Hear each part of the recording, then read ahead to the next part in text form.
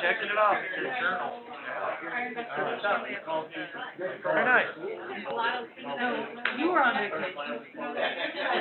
Hawaii. Yeah, we there's 10 days or.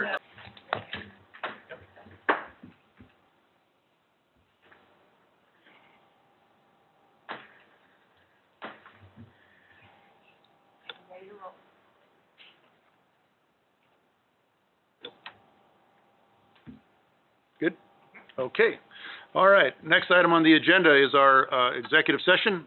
Possible vote to go into executive session for legal advice pursuant to ARS 38431.03A3 and possible instructions pursuant to ARS 38431.03A4 in regards to case number 321 CV 08247 MTL Gannon versus Sedona Fire District. Do I have a second to go into executive session? Second. Do I have any further discussion? All in favor? Aye. Aye. Any opposed? We are now in executive session. Okay.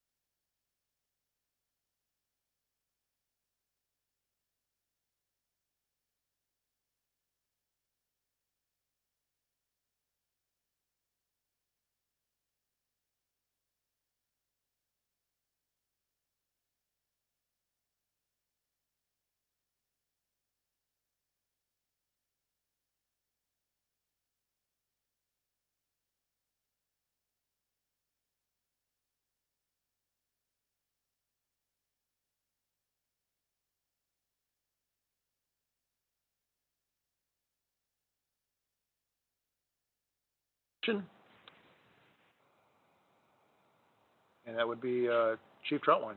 Am I working on looking at the same one? No, I think. I don't think Oh, so. you know what? We're I regular went- business. I went to, Given our awards already. Yeah, we did that. That's the consent agenda. aha. That's why I like one printed. In public comments.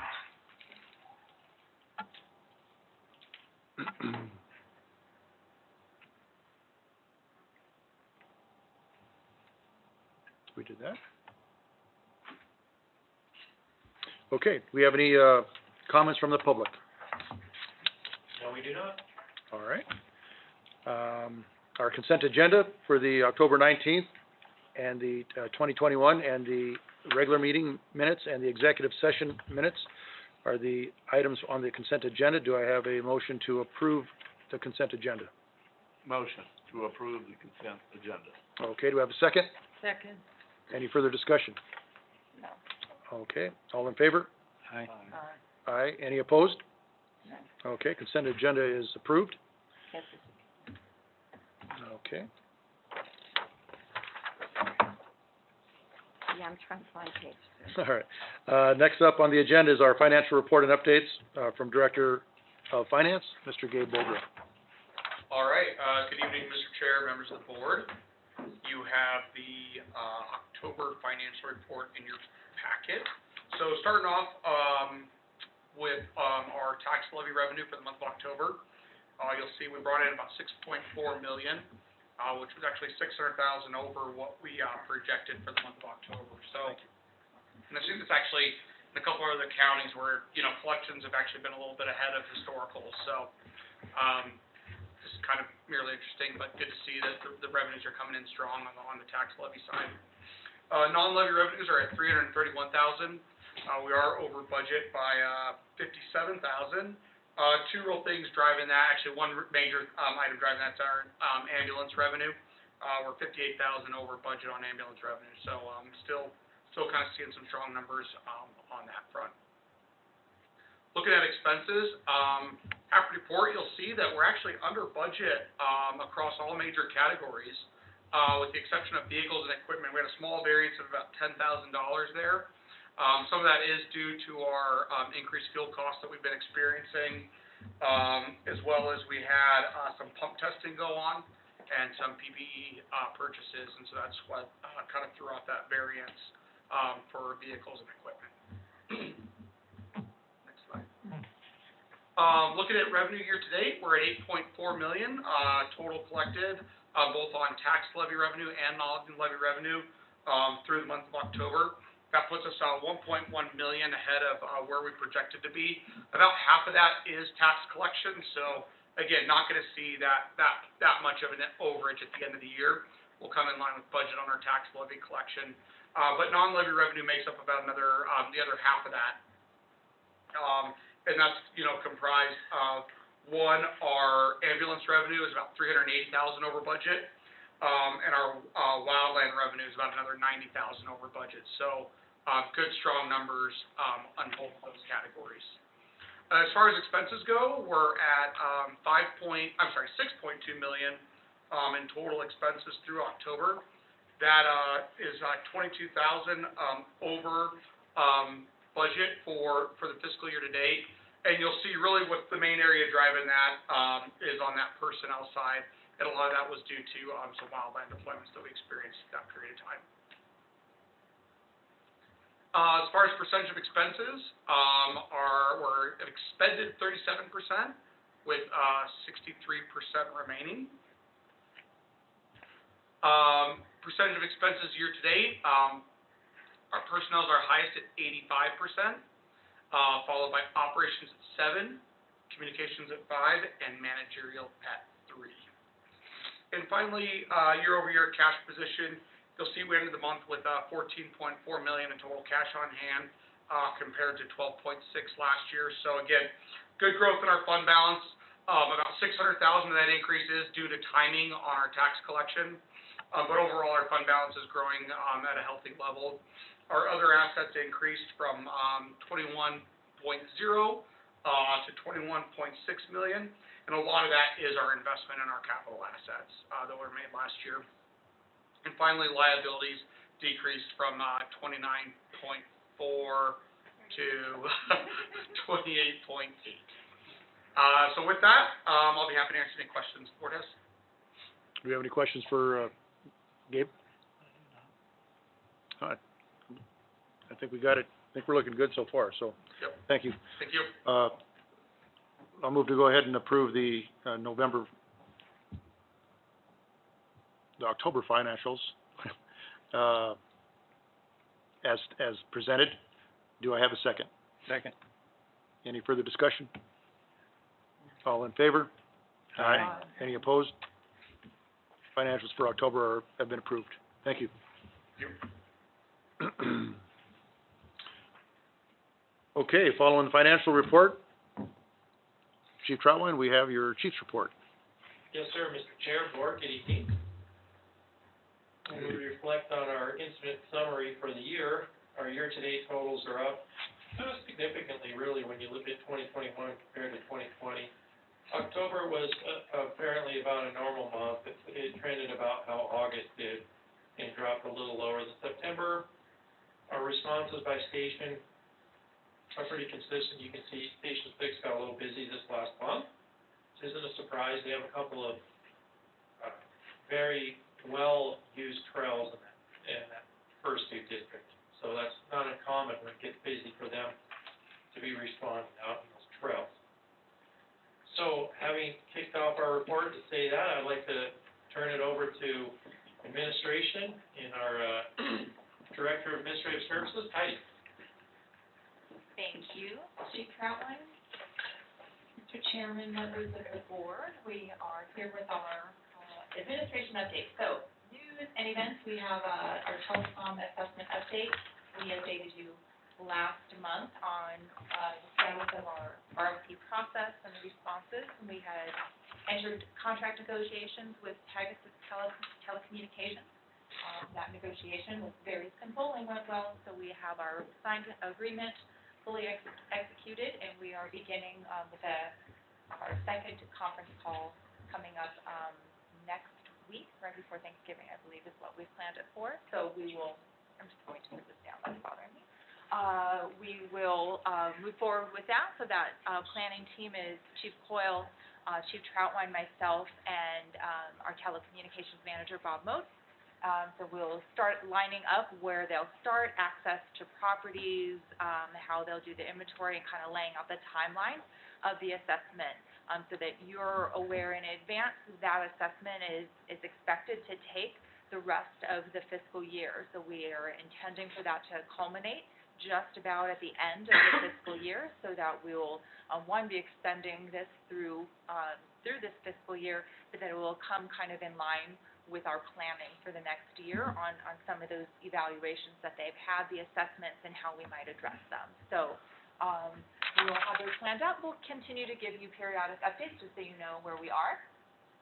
Events that were past, Halloween, so we did not get to do the Uptown trick-or-treating. The city did elect not to do that event, but they, held an alternate event at the Posse Grounds Park, so they did a trunk or treat there. Through the fire marshal, they invited us to come to see what we could do. We weren't able to plan a full event. We didn't have the personnel or the apparatus in order to do a full event, but personnel on duty were able to go, hand out glow sticks, and participate in that event. And Chief Troutwine did wander over into the neighborhood and participate as well. It was well attended, I understand. About 60 of our local business people went ahead and set up their trunk for their vehicle there, and lots of youth there. So we're always happy to participate, and we do look forward to really hopefully being able to do that in our original location in Uptown next year. We'll spotlight again our Toys for Tots fundraiser. So if you know that we do have through the Marine Corps, we do partner with that. Our recipients of the Community Service Award last year are our partners there.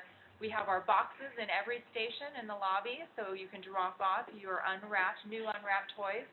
There, we'll be collecting those. I believe it's December 9th. Michelle, do you recall, is it 9th? I think it's the 9th as well. So they'll come and periodically pick them up so that there's no chance that anything donated doesn't go to the right place. So if you have those, feel free to drop them off.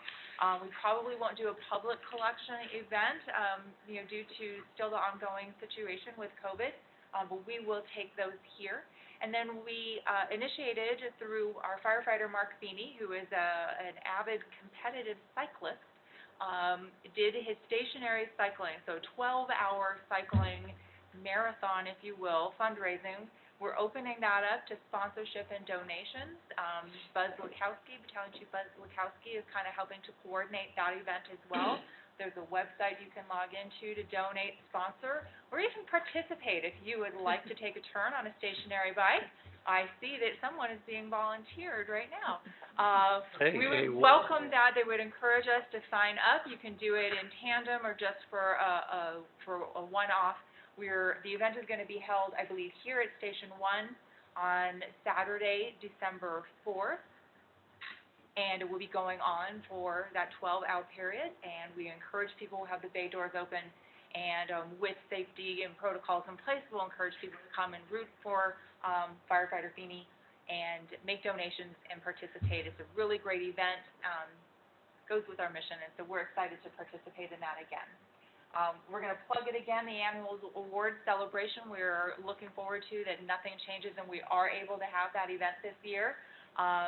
Human Resources is preparing the nomination form, so we will be getting that out to all personnel by the end of this month so that we can have a good nomination period for our employees to nominate their colleagues and members of the community in all of those categories that we're used to, firefighter of the year, the administrative professional of the year, and so forth. So if you are interested in nominating and you'd like some information on that, go ahead and contact Human Resources, and we'll get you a form, and you can nominate somebody for an act that you're aware of. All good deeds go unpunished. Here we are. We are also still in conjunction with our partners there at the police department, and we do want to do that kind of a family picnic kind of event between our two organizations. The two chiefs have collaborated, and partnered on many events, and we're looking forward to celebrating with our staff for that collaboration. So our update is a big update, which was obvious just here earlier today. We do have a new fire marshal who started on Monday. So Dory Booth is welcome to the team. We're delighted to have her, and really excited about the passing of the torch there, if you will. So fire marshals have been spending a lot of time together the last couple of days working on all things CRR. So looking forward to that. The team is functioning, and we're excited about that being done. The Executive Assistant to Leadership update we have is that we have our finalists. We have gone through a preliminary vetting, and we have 5 finalists that have been invited to an assessment center. That assessment center is being held here on Thursday, and they'll go through a number of rigorous challenges to find out if they can fill the shoes of our former Executive Assistant to Leadership. We're very excited about our candidates. We have 5 very strong candidates, and we will probably have an announcement by the end or the beginning of next week. So looking forward to filling that position. Michelle is very excited for us to fill that position as well.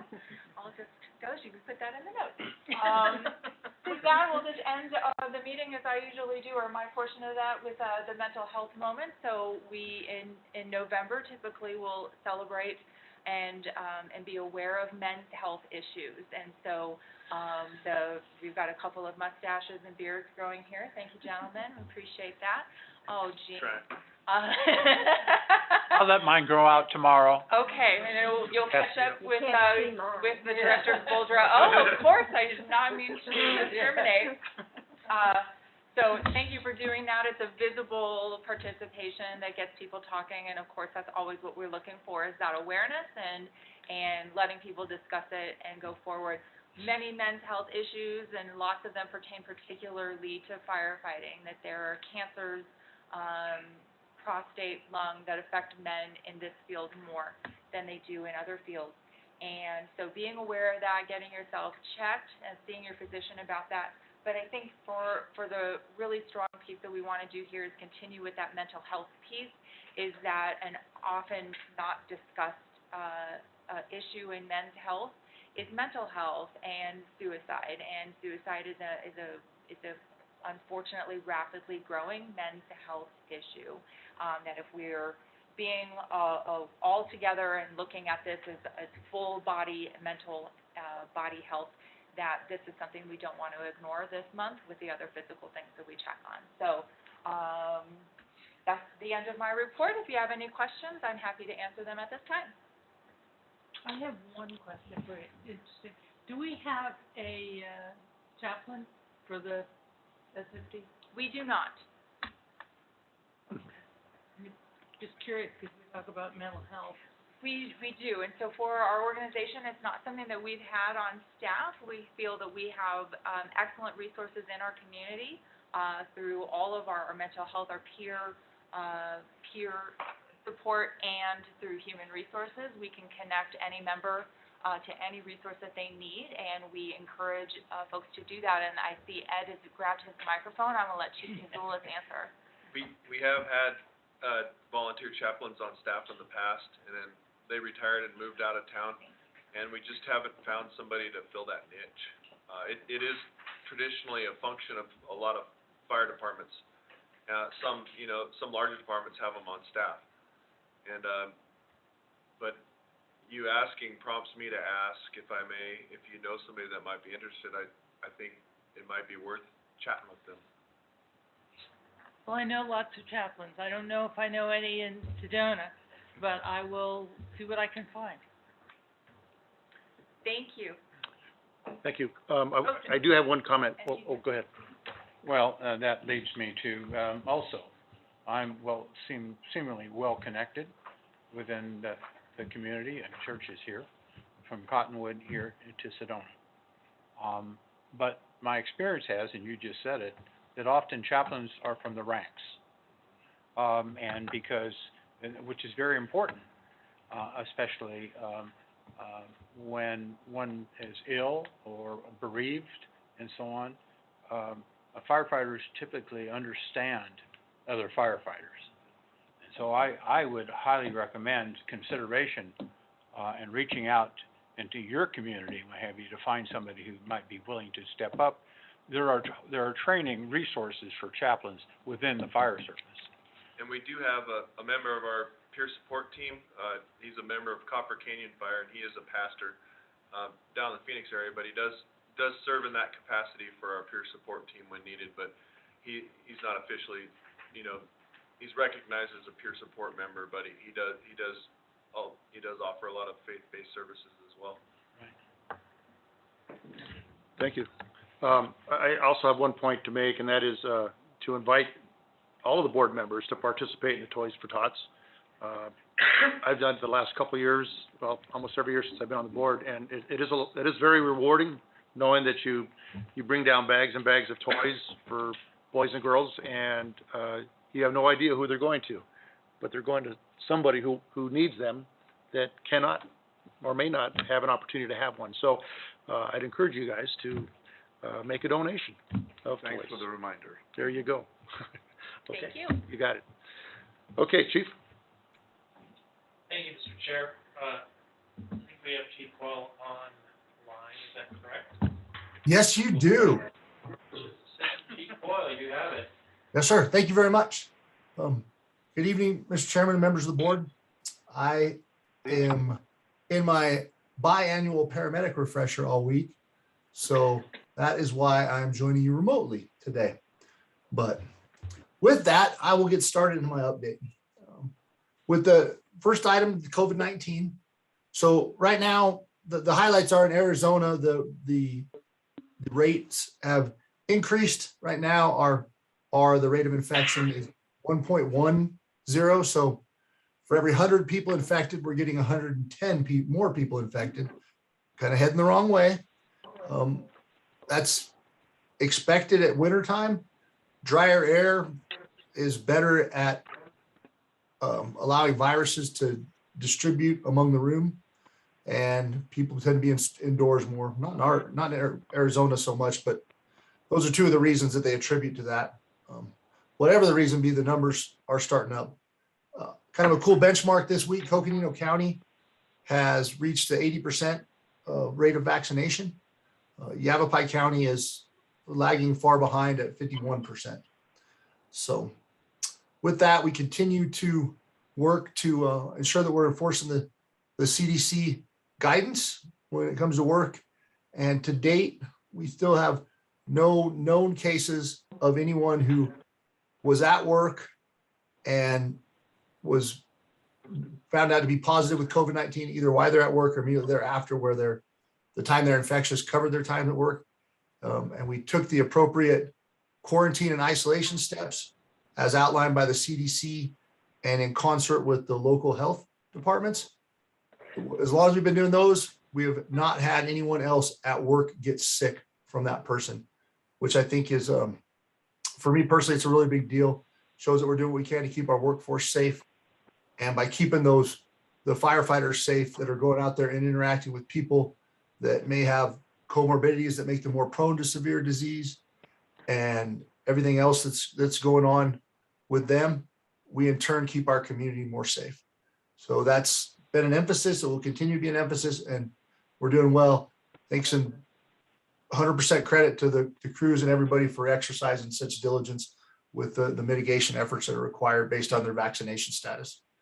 So with that, on significant events, I was going to highlight for y'all a little something that Miss Emily Garding is, I come up with the bright ideas and then Emily figures out a way to make it make sense. And this is just another example of that. So we had an ask from the city of Sedona about, what the UTV, the incidence of UTV accidents was relative to past years.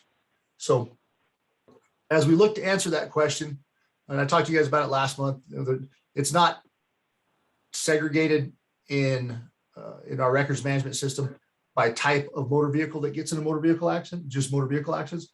So Emily, was able to work some magic, and from 2019 and 2020, we weren't able to pull up the different types of accidents, but she could project on a map the locations of them, so we could kind of see where those heat centers were, if you will, of the different accidents that were occurring.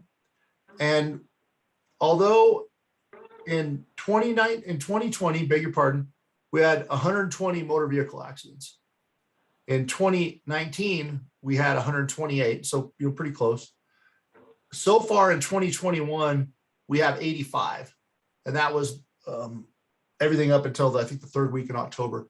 So we're about in the same spot in the total number of accidents, but when you look at the location of the accidents in 2021, it is what, at least what I think the guys responding to the calls would tell you is going on, is that there's a lot more of them out in that 525 area, out towards Winonki and Pulaski out there. So we're going to continue to provide, and that information was provided to the city of Sedona. We're going to continue to look at that and those trends about where the accidents occur. And as I stated before, beginning January 1, we'll be able to distinguish the accidents by vehicle type for data going forward. And yeah, so it's pretty interesting to see, not necessarily that the number of calls increased, but the location of where the calls have occurred certainly shifted more into those backcountry areas to the north and to the west of the Sedona proper. Before I move on to the wildland seasonal update, just did that prompt any questions from y'all? Yeah, Chief, I've got a couple questions for you, if I can. As it relates back to our first responders and vaccinations, are we still at a steady number, or are we increasing in the vaccination rate for our members? I wouldn't think it would decrease. I would just think it either hold steady or increase. We've added to our numbers over the last month as we've continued to receive more of the vaccination cards from those that are vaccinated. And I think in our last assessment, and I apologize, I don't have this exact number, but it was something like an increase of 12 personnel from what we had previously, and maybe even a little bit better than that. So I think, there's certainly different reasons why, but I know that there's some individuals that, as they saw more of the vaccine being administered and the safety record with it, felt more comfortable with getting it. So we have seen an increase. Yes, sir. Okay, good. Thank you. Also, as it relates to the off-highway vehicle traffic accidents, and so there really isn't any way that we keep track of the ATVs. It's either just a traffic accident with a vehicle, and that's about it. There's no, how can I say this? There's no certain way that we do it. Emily was able to break it out. It looks like we've had 20 UTV, ATV accidents, and the ones that she could say for certain were based on something in the narrative of the reports in 2021.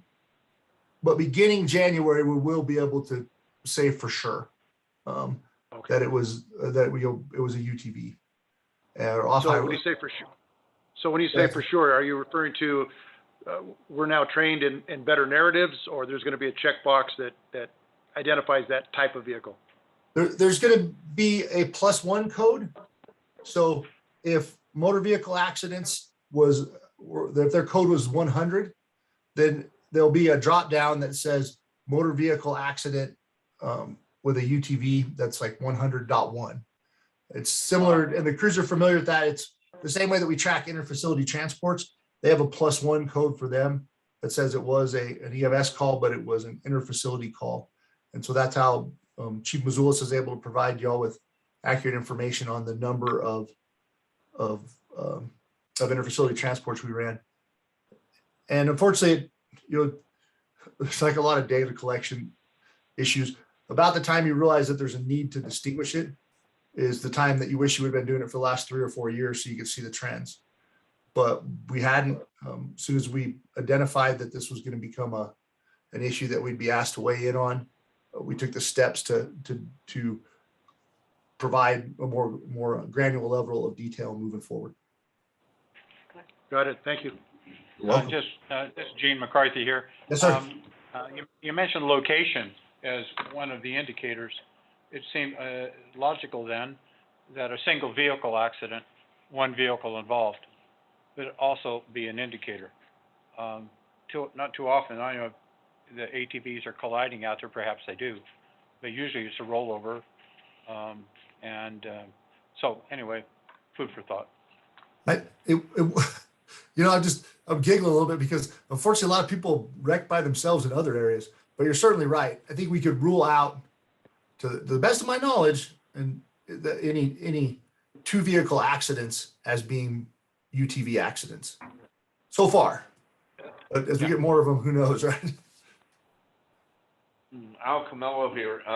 I'm assuming that the distance to get out, like to go to Bill Gray or so, that will be a different fire district or fire department that would respond anyway, right? So we wouldn't necessarily get data on, even though the vehicle might have come from Sedona. If the vehicle came from Sedona and we did not respond to the call, that's correct. We would not have data.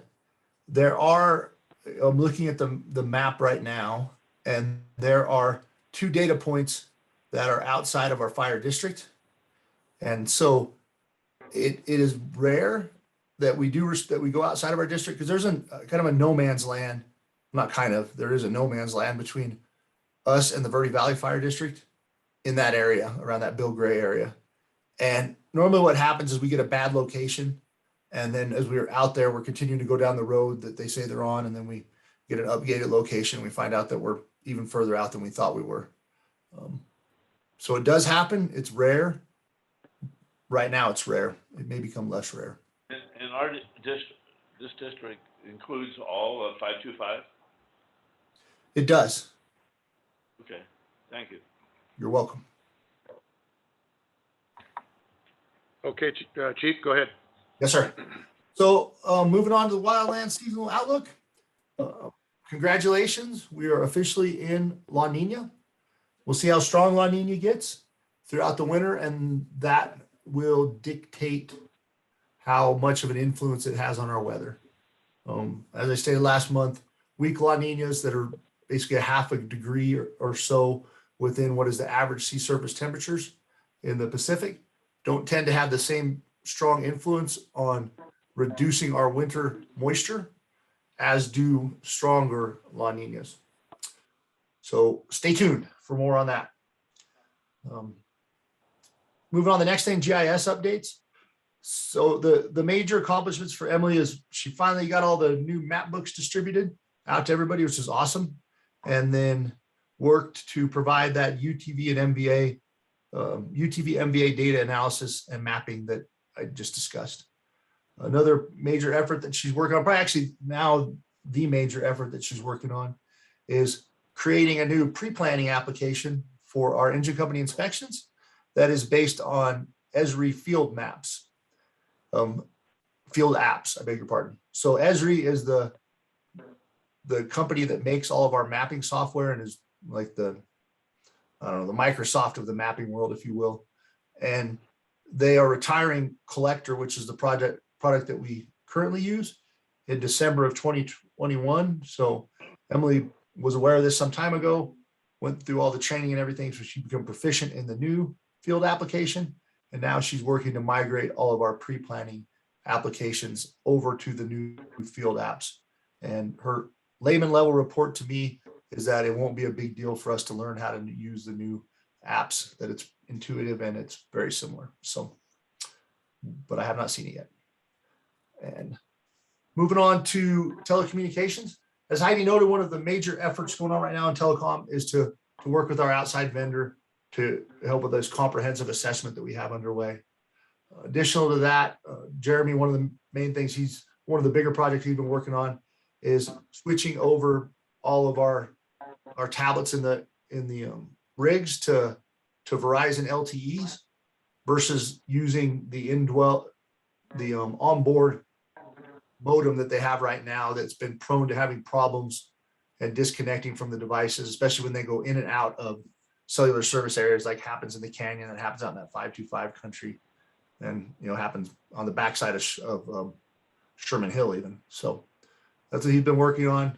Rich took some much needed vacation part of this last month, but while he was here, otherwise been working on Copper Canyon station alerting and some vehicle equipment, including antenna replacement, things like that. Now, Bob's been taking the lead on the telecommunication, from the telecommunication side on the assessment. Also been working with the city of Cottonwood on some system issues and working on with Merit for some microwave dish moves. Like I say, I had to call Bob in to assist with a work permit that was requested out in the village of Oak Creek from one of the vendors that we use.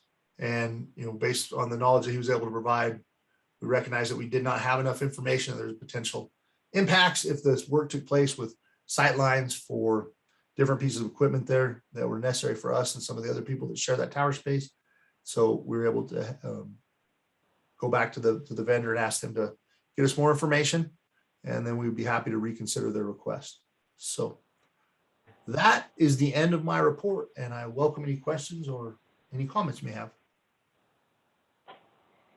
Nothing? Chief, I think your presentation was right on the money, and we don't have any questions for you. Yes, sir. I appreciate that. You have a good evening. Okay, thank you. Chief Troutwine? Thank you, Mr. Chair. Community Risk Reduction Division Chief John Davis, and I do believe this will be his final report. Yes, it is. Board members, Mr. Chair, good evening. Just wanted to say before I get started into the report, after having spent the last couple of days with my replacement, I am super excited about the everything that she brings to Sedona Fire District. They have a lot of experience in Phoenix working with some of the same programs that we use, and Phoenix was able to bring in some outside training specifically on those programs. So her knowledge level on those programs, such as the compliance engine, which we use to track all of our fire sprinkler systems and fire alarm systems, kitchen hood suppression systems, that sort of stuff. Her knowledge level on that is way up here, and I'm super excited for all the positive things she's going to bring to Sedona Fire District. So I think it's an exciting time for us. Anyway, with that said, the monthly report for community risk reduction, as I'm getting close to retirement, I thought, it'd be kind of nice the last couple of weeks just to kick my feet up a little bit and slide. And as you can see by the numbers, that did not happen. No rest for the weary, I guess they say. So Wicked. No rest for the wicked. Either way, it applies. Plans reviews were up again significantly. I think last month they dropped down into the 40s, but for the few months previous to this, we've been running in the 70s, 80s, and 90s, but they seem to be creeping back up again. We did have some notable events. There was a fire in a single-family dwelling up in Oak Creek Canyon. That was due to unattended cooking. The homeowner started cooking something and saw the neighbor out front and went out to talk to him, and you know how you get sidetracked on a conversation, and the neighbor said, "Hey, I think your house is on fire." So things like that happen, which is job security, I guess. So, there was a couple of passenger vehicle fires. One was out on Loy Butte Road. That was due to an improperly installed lithium battery pack of the vehicle. Our crews had some challenges with that as far as getting that fire extinguished. Those lithium battery fires, as the fire service is learning, can be quite challenging and difficult to extinguish, and our guys had some firsthand knowledge of that during this fire. Luckily, it wasn't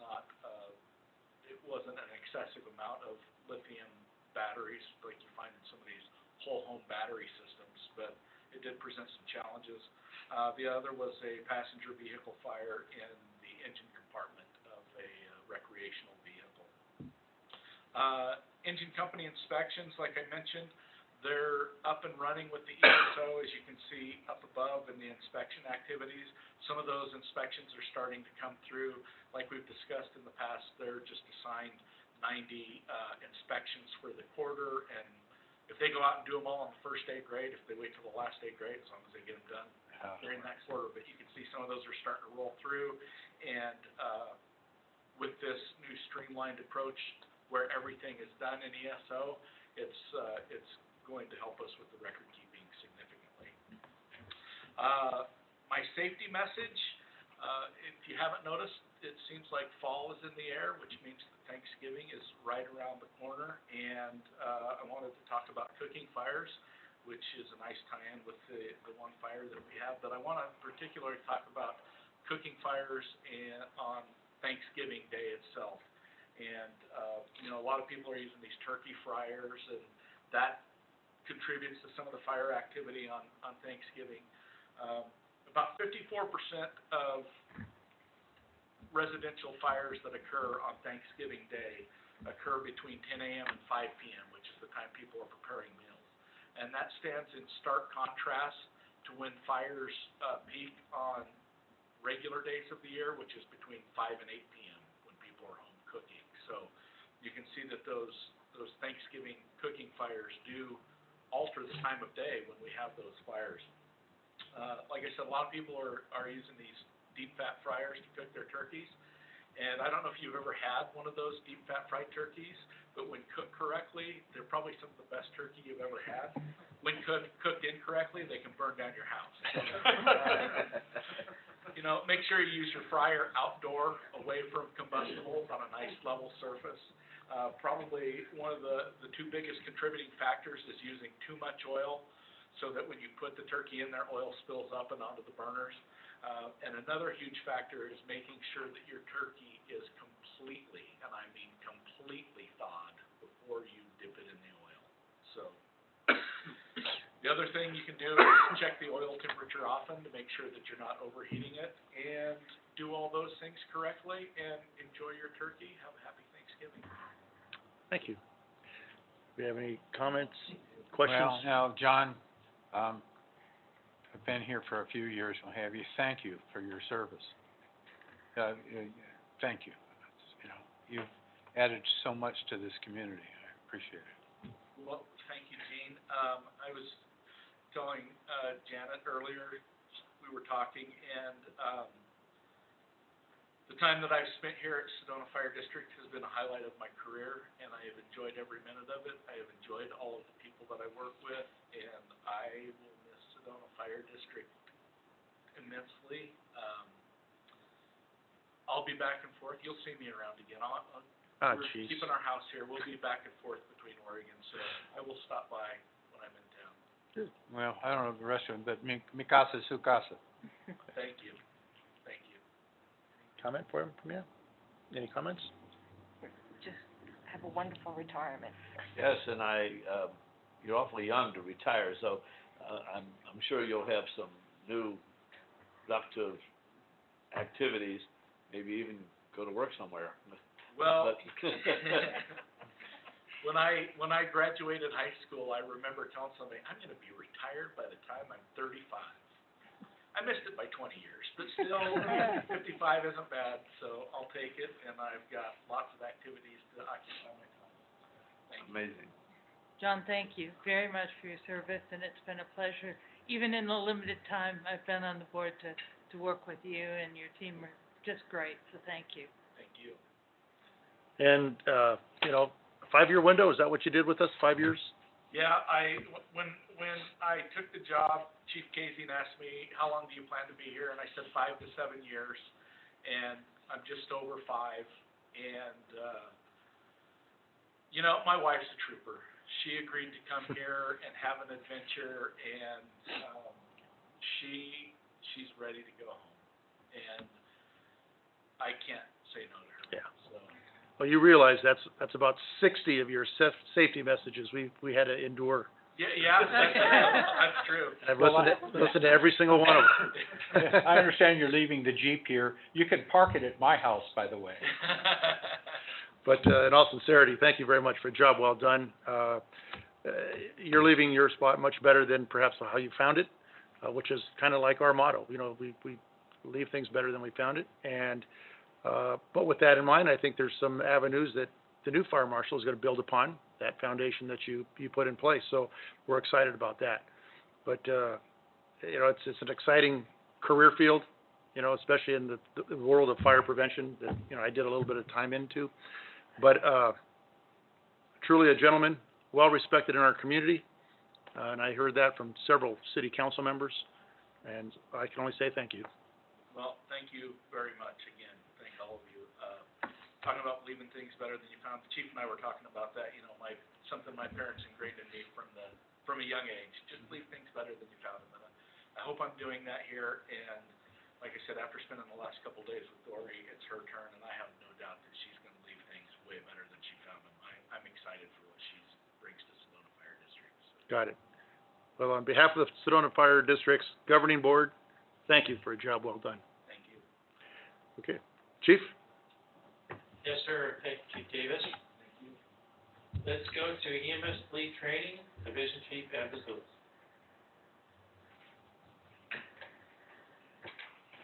All right, it's, continues to be busy and a world full of challenges. EMS Activities Updates, our primary focus is refresher season.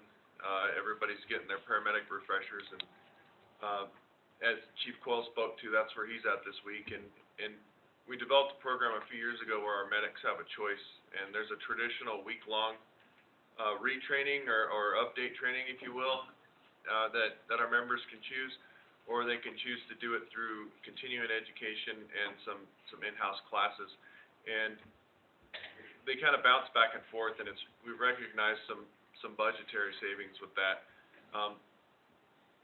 I tend to push our chief officers to go to a traditional refresher because they don't get the hands-on that our medics do, and so it keeps everybody fresh.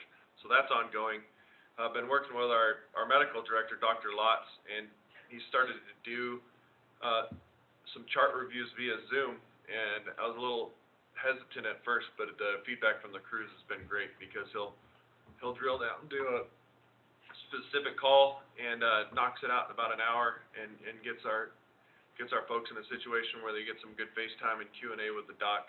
And he primarily works in Flagstaff, so it's advantageous for us. And he's gotten his feet under him. He's been with us for a little bit now and starting to understand our system better, and we've got some good training. We're working on planning for the spring, and I'm excited about it. Other EMS activities that kind of lean into fleet is we're looking at an inventory management system that, of course, ESO bought, and so now if this is the one we want to use, it's going to help us better track our inventory.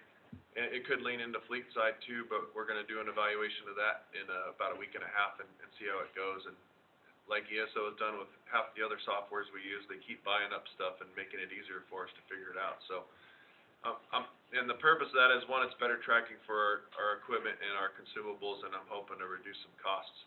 But we'll have a report hopefully on that next month. And the ambulance we refurbished and received a few months ago, we were waiting on some parts, and COVID delayed some of the final touches, but I'm happy to report this morning, DHS came up and certified that ambulance, and it's in service now. And we put one of our new hires that we hired a few weeks ago on the inspection, and Dewey's the name of the gentleman from Department of Health, and he didn't disappoint in giving this kid a hard time. So it was great. And it's really important. All of our ambulances are inspected annually by the Department of Health, and a testament to our operational folks is he came in today and he says, generally it could take hours to inspect an ambulance. He says, yeah, probably hour max. He goes, your stuff is dialed here at Sedona Fire. I don't have to worry about it. And That's good to hear. our guys do a great job. Training report, as you can see, Mike, Training Officer Duran continues to be involved. He's got a couple state meetings he's been going to. It's kind of the season for that. And they developed some trickle-down stuff. He's been working with our wildland defense coordinator, Todd Miranda, to dial in what we're going to do this spring for the Arizona Wildfire Academy to get our folks ready and trained up for the wildfire season. And our guys continue to use our online platforms and do work on our different hours, the EMS CE hours. We had a few folks attend the National Fire Academy, and I know you two are well aware of it, but for those that don't know, National Fire Academy is in Emmitsburg, Maryland, and there's a laundry list of classes that they offer that help bring our operational staff to the next level, and the beauty is it's it's funded and reimbursed training. So although they're going across the United States, it's low to no cost for the district other than coverage and a meal ticket. And, you know, I've been working on some org chart stuff with time and years of service, and I color coded it because I'm stupid and it made it look better for me. But what it did tell me is we got a lot more people than we realized with 20 plus years, and we got a lot more people than I realized with 10 or less years. And with the support of Chief Troutwine and Chief Coyle, I've been really working on trying to gear these trainings. While it may cost a little money for the district, it's my opinion we need to focus some of the leadership and management development stuff with some of our folks, because the folks that run this joint are getting a little long in the tooth. So that's kind of been our primary focus. We did do a super thrilling NA, Northern Arizona Healthcare Refresher, with the IV pump we use for transports. That's another partnership we formed with them. Instead of us buying a bunch of $15,000 IV pumps, they allow us to use them for our transports, and we train on them. And they're scary because they make a lot of beeping noises, and you got to know how to use them. And our guys are great. And then we did some CPR stuff. And as far as fleet, to wrap that back up, the vehicles approved last month are in the queue with Ford, and the associated accessories are at various stages of shipment and or transit to where we can get those vehicles upfitted. I don't know if they're off the coast of LA yet, but they will be soon. And things are trucking along. That is end of report. If there are any questions or comments, I'll take them. One question, I heard in an earlier meeting today that the local medical center here was closed for a few days because of a labor shortage. Is that true? And did that affect the district? Yes and no. The facility itself hasn't shut down entirely, but periodically we may have instances where I get an alert that the laboratory staff is not sufficient, so the lab's down. And what that means for us is I mean, there's a multitude of different patients that require labs. So if the lab's down, then we don't transport to Sedona Emergency Center because they can't diagnose the patient. And they had some issues there. And then in Cottonwood, they had some staffing shortages in the cath lab where they go in and stent your heart. And so we get alerts from the hospital, and we just adjust how we respond. And, you know, we may take them direct to flag instead. And but I don't have any notable calls where it made a difference on the outcome of our patients. Thank you. That was, it just affected their trauma designation with the lab, as I recall. It did. They voluntarily relinquished their level 4 trauma certification because of concerns about staffing. Okay, anything else? Thank you. Chief? Thank you, Chief Zulus. To finish off the chief's report, we have nothing on the strategic plan, or no updates on the strategic plan for Station 4 construction this evening. As you can see, it's a couple of purchase orders between $10,000 and $50,000 were the fleet-related vehicles that Chief Zulus just spoke about. You can see our public outreach and communications continue to be an excellent opportunity for us to communicate with the community here. And then always, please go through the thank you letter correspondence. There's some really good stuff, as usual. Again, it highlights some of our performance out there, some of our service. We had no donations this month, so that would end the formal part of the chief's report, unless there's any questions. So I have one question. I think, Yes, ma'am. around the strategic plan, and I think you and I chatted with this and with the chair, is it possible that we could schedule a quarterly, more detailed update on the strategic plan so we get some sense of the progress on that? Yes, it is, and we did speak about that, and that's where we're headed. Now that we've updated the plan and we've input it into our Visio format, we have some training coming up with the gentleman who administers that for us. And then what we'll do on those quarterly reports, we'll start to give you a dashboard where we can talk a little more specific on some of the progress and where we're headed. Great. Yep, thank you for that. The other question I have, and it's not related to this, but we sort of whipped past it before. you've mentioned, I've asked about response times. And you've mentioned in the past that ESO is working on it. Do we have any timeline for when we'll be able to have response times? Because that seems to me to be a thing that most people are curious about. Yes, and I know, we're trying to focus and prioritize our energy with that ESO and how we've changed it over, because there's a lot of potential, like Chief Mizzou's brought up. And I don't know, Jason, are you still online? I don't know if you have a comment on how long it might take to get back to a couple more of those slides that give some of that response data. Yeah, thank you, Chief. I don't have a hard timeline. I can say that I agree 100% that the response times are important, and we saw improvements in response times. We had the capabilities of just getting them in front of the crews every month. Because you'll say if you don't measure it, it's not important. So we're certainly working towards that, and that's not a very good answer, but I can tell you that I can have you an answer with a timeline at our next board meeting. Great, thank you. That'd be perfect. Yes, ma'am. Okay, thank you. Thank you, Chief. That concludes your report. Yes, sir. Okay. That brings us to our next item on our agenda. That's a public hearing for our possible adoption of the 2018 Wildland Urban Interface Code Modifications, possible adoption of a resolution number 2021-05. And that is going to be headed by Chief Davis, if you've got some input before we get into that formal public hearing. Absolutely. As I spoke to you last month about our desire to update currently we're in the 2003 version of the International Urban Wildland Interface Code. Somewhere along the line through the years, it's been updated. They've switched urban and wildland. It's now the Wildland Urban Interface Code. So there's some semantics there, I guess. But anyway, again, we're in the 2003 version, which was adopted by Sedona Fire District in 2007. And over the years, codes change as, history happens, and they say, hey, this really isn't working, or we've had a large loss fire. What can we do in the codes to address issues that we're noticing that are occurring?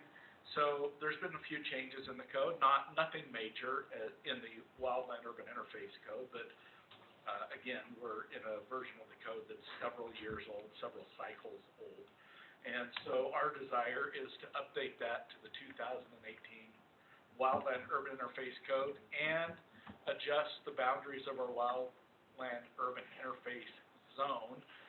As I explained last month, right now our Wildland Urban Interface Zone designation is essentially a one-lot width all around anything that is in the built environment that butts up against Forest Service land. Well, as we know, with large fires that can occur and spotting can occur well ahead of the fire front, that really is not an adequate boundary for our Wildland Urban Interface Zone. So we have proposed to expand that out to 660 feet, which is 1/8 of a mile. That will give us a bigger buffer between forest lands and the built environment, where we'll have more of these hardened structures that over time will be built in accordance with the Wildland Urban Interface Code. Attached to your board packet are all of the amendments that we have proposed to that. The raw language of the code and commentary is in this book, so those amendments will basically be folded into this book. I am happy to answer any questions that you may have regarding this. That's just a quick overview. Correct.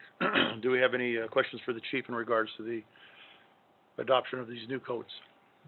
No, great. Okay. Okay, well, I don't think we do, so we'll go ahead and get right into the public hearing if you're complete on your presentation. I am complete if there are no questions. Okay. Well, a public hearing was posted several weeks ago for the fire code adoption. And we have our public hearings, sometimes because they're required by law, whether they're for, the approval of the budget, annexations of properties, and in this case is gonna be through resolution, the approval or adoption of, these new codes.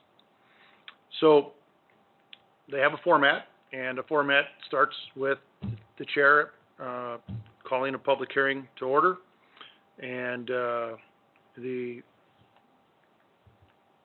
usually if we have people in the audience, they'll have an opportunity to speak, but we do not have any people in the audience. So I don't have to go over the rules of how to go about that, so we'll bypass that. And with that being said, not only is the public hearing now open, the public hearing is now closed. So it's as simple as that. With that said,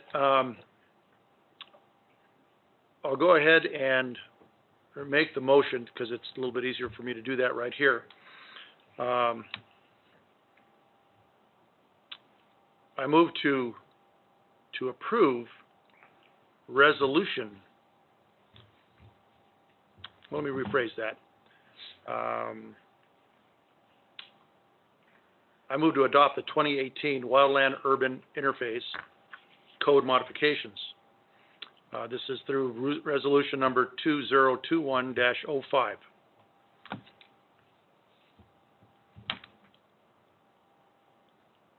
Do I have a second? Second. Okay. Do I have any discussion? Okay. I would like to mention, as part of discussion, that it is, as did Chief Davis mention, and I'll just briefly paraphrase what the resolution is. And it's basically the board submitting the 2018 International Wildland Urban Interface Code in place of the existing 2003 International Urban Wildland Interface Code previously adopted, while preserving Section 602 of the existing 203 International Urban Wildland Interface Code, and providing for certain amendments, additions, and deletions thereto, and authorizing the application and enforcement thereof. So with that said, I believe that covers all the paraphrasing for what we need. Take it to vote. So all in favor? Aye. Aye. Any opposed? None? The motion is approved. With that said, last comment I'd like to make on that is, as we go through this new code, that we also look at robust and concise ability to enforce the code. Much more robust than what we have now, and I think to the benefit of the members in our community when they get involved with projects that would have cause to refer to the code. So I will be discussing with staff through the fire chief, actually, how we go about that. So, I was curious myself, how will the public know that this took place, and what does it mean to them? Is that a press release, or is it just website stuff? Yeah, we sent out a press release, for the notice of public hearing, as well as posting it where it needed to be posted and online. We will, probably send out a press release saying that it has been adopted. Really, when it comes into play is when plans are submitted to us for, plan review, as they're seeking a building permit. Because right now, when somebody says, hey, I want to build a house, and we look and say, oh, you're in the Wildland Urban Interface Zone, so you've got to meet all of these requirements for the Wildland Urban Interface Code. That's when we make our comments on the plans. Oh, by the way, we're now in the 2018 version, here's the requirements for that. They just make sure that the house is designed and meets those requirements, and they're issued the permit, and then they build it to that standard. And this, might include residential sprinkler systems? It does. In fact, that is why we preserved section 602 of the existing code, because that language already exists requiring, sprinklers installed in any structure built in the Wildland Urban Interface Zone. I'm not sure if you're aware of it, but what was it, in 2016, Bill, there was, state legislation that said, I'm paraphrasing, but it said something to the effect that if you have a sprinkler requirement that is in place and was adopted prior to 2009, you can keep it. But if you modify it, you risk losing it. So that's why we've preserved that original code language without modification. That remains in effect, and that language is still in effect. Bravo. Very good. Did I get that right, Bill? Okay. Has the city gotten a copy of that? They have not, Okay, unless they sought a press release. But they have no interest in adopting any wildland urban interface code at this time.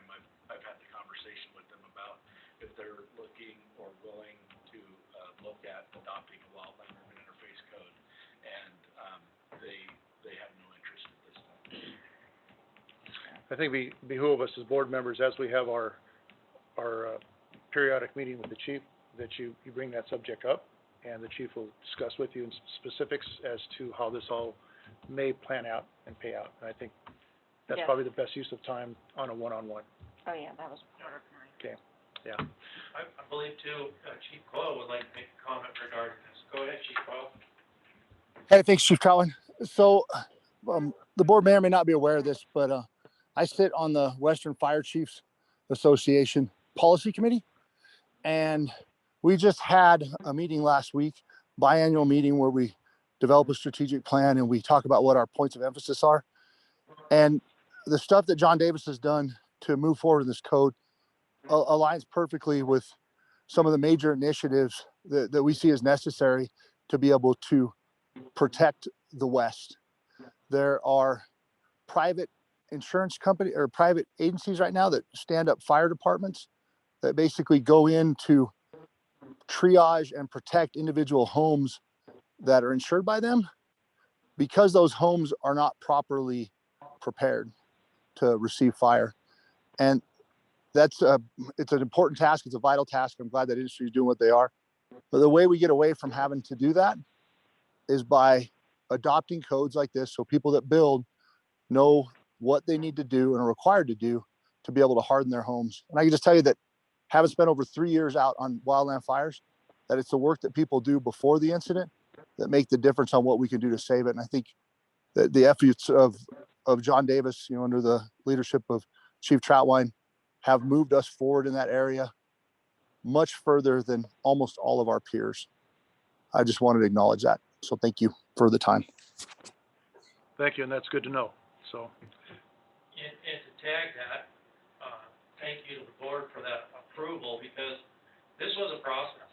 And again, when you take the complexity of our district in 2 different counties in the city, interfacing with the forest, interfacing with the state, we're actually leading our area with this.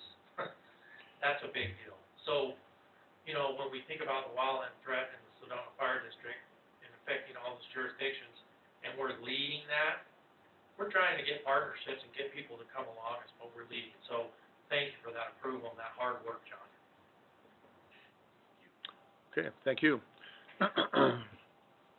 Okay, and that brings us up to our final agenda item, and that's board member items, and it's basically discussion of board members' fire district-related activities since our last board meeting.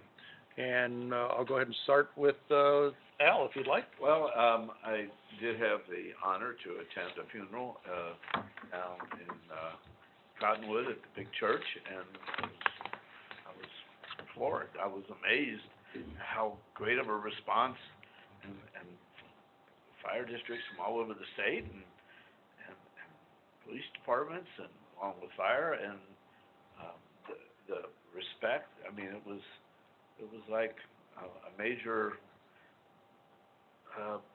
national funeral, it almost felt like, and I was honored to be there, and I learned a lot about the protocol and the core spirit of respect that firefighters have for each other and their families. I could see that. The wife with the little boy, I mean, that was heart-wrenching. And, then tomorrow I do sit down with the chief, and I look forward to that. And, I've had some social media interaction dealing with the fire district. Thank you. Gene? Well, as you know, I've been gone for some time. I took a lot of pictures and slides, and Jackie, my wife, and I, we pay for those of you who wish to watch them. And there are several thousand. No, I look forward to my next meeting with the fire chief, what have you, and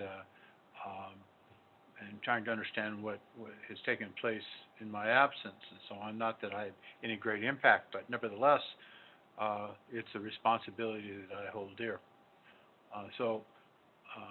And again, John, best wishes to you in Oregon. And I understand that you're going to be returning periodically, and the offer still stands that you can park your Jeep at my house. Thank I you. will take that under consideration. Janet? I too attended the firemen's service that Al attended, and I was also very moved at how well attended it was. And I am looking forward to my one-on-one with the chief in about a week. And that's it for me. Good, thank you. Helen? Well, let me echo what Janet and Al said, because I also attended firefighter Bell's funeral and was very impressed, and also very impressed with the support from Sedona Fire District. So my thanks to all of you for that. I'm going to miss Marshal Davis, Chief Davis, who helped me understand what my home sprinkler system was all about. Thank you for that. But unfortunately, for me, I was scheduled to have a meeting with the chief, but told him to go on vacation instead. So nice of you. That's Yeah. nice of you, yes. So he went on vacation, so you owe me one on that one. I do. Came back okay? Yes. I'm jealous of the tan, but no, other than that, just the usual. Super, thank you. And lastly, for myself, the chief mentioned during the badge presentations, those 3 pillars of authority, responsibility, and sacrifice. And I too attended the funeral, and that is the ultimate sacrifice, whether it is truly in the line of, at an emergency or as a result of an illness or whatever it may have been. It is, you can't do any more for anyone else than being there and watching that. And the ability to let Al know, because he was standing with me most of the time, on what these protocols and what it meant to walk in formation and the colors that you see, and why, even to the extent is the big American flag posted on our cross area ladders. And it is an awesome thing to see, and it'll move you to tears if you've never been to one. So it was, I never miss them if I can at all possible. I try to hit every one that I can. But with that said, I also met with Chief Davis in regards to Firewise, because I've been elected as the committee person in our subdivision to ramrod the Firewise program. And I'm looking forward to it because I think it can make an impact. It may make an impact on me on why I did what I'm doing. But, but with a little bit of persuasion and the gift of gab, I think we could get some of our neighbors in our subdivision to work on reducing the fuel load and creating more of a defensible space. And with some of the tools that we have here in the office and the resources that are available through NFPA and the other subdivisions in our town that are part of Firewise, I think we can have a successful program. So it'll take a little bit of all of that, but I'm gearing up. So with that said, that is my doings with the fire district this month. Unless there is anything else, Chief, thank you for all your help, your staff's help. And, with that said, this meeting is adjourned. All right. I got a lot of Snickers on that fire one.